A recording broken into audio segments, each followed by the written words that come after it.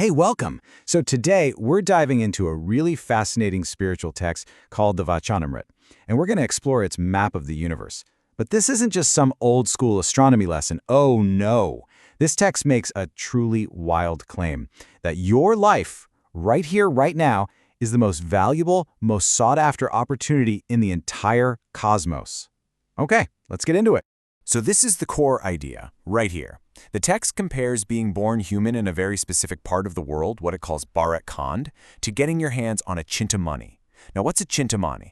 Think of it like a mythical, wish-fulfilling jewel from ancient stories. The point is, this human life is so rare and so powerful that even gods, who live for ages in heavenly luxury, are desperate to have it. And that right there is the central puzzle. It sounds completely backward, doesn't it? I mean, why would anyone trade a super long life of pleasure and power for a short, often painful, human one? To figure that out, we have to go on a little journey through space and time as laid out in the Vachnamrut. So here's our game plan. First, we'll dig into what makes this life so incredibly priceless. Then we're going to zoom way out and map the whole 14-story universe. After that, we'll explore Earth's mystical continents, try to wrap our heads around cosmic time, and finally bring it all back home to find the one and only place you can achieve ultimate salvation. All right, first up, let's establish the ultimate goal in this whole cosmic setup. We're not talking about getting rich or having fun. We're talking about seizing a very specific, and believe me, a very rare opportunity. And that opportunity is all about achieving something called moksha. Basically, it's ultimate salvation, complete freedom from that endless cycle of birth, death, and rebirth. According to this text, getting moksha is the whole point of existence. But here's the twist. It's all about location, location, location. To get why location is so key, we need to see the map. So I want you to imagine the entire universe is like a massive 14-story building. And this building has every possible world you can think of, from the highest heavens all the way down to the lowest underworlds. Now, this cosmic high-rise is basically split into three main sections. Above us, you've got 6 floors of celestial heavens. Way down below us, there are 7 floors of netherworlds. And smack dab in the middle, right on the 8th floor, well, that's Mrityulok, the mortal world. That's us. So let's take a look at who our neighbors are in this cosmic apartment building. Right at the top, in the penthouse suite, Satyalok, you've got Brahma, the creator himself. A few floors down in Swargalok, you'll find Indra and a bunch of other deities just enjoying paradise. And way down in the basement, in Patal, that's where the mystical serpents, the Nagas, hang out. Okay, so we've got the vertical map down. Now let's zoom right in on our floor, Mrityulok, the mortal plane. According to the Vachnamrut, our world is way bigger and, honestly, a lot weirder than the globe you're used to. It's actually made of 7 continents, all arranged in concentric circles. And this is where things get really wild. Each of these continents, or dvipas, is separated by a huge circular ocean. And, get this, each ocean is made of something different. We're familiar with the saltwater one, of course. But the text says beyond that, you'll find oceans made of sugarcane juice, wine, clarified butter, milk, yogurt, and even fresh water.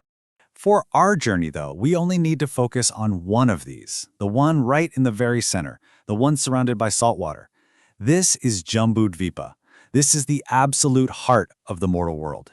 Now, Jambudvipa itself is split up even further into 9 different regions, or khandas. Each one has its own unique vibe and inhabitants. But out of all these lands, in all these continents, across all 14 realms, there's one tiny slice of this cosmic pie where the ultimate lottery is won or lost. And that place is called Bharat Khand. So we've pinpointed the exact spot on the map. But to really get why it's so important, we have to shift gears from space to time. And just a heads up, the numbers we're about to talk about are, well, they're designed to be absolutely mind-bending. 4.32 billion years. Let that sink in for a second. That's roughly how old scientists think our planet Earth is. Well, according to the Vachnamrut, that incredible span of time, that's just a single day in the life of the creator god Brahma.